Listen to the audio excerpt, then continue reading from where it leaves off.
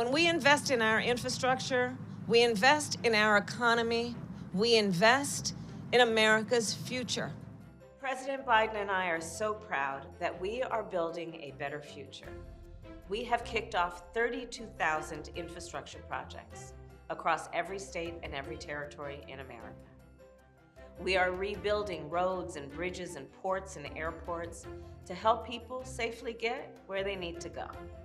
We are building thousands of miles of new transmission lines to bring clean energy to every home. We are rolling out electric school buses to make sure that our children can breathe clean air. And we are removing every lead pipe in our nation so that our babies can drink clean water and live up to their God-given potential.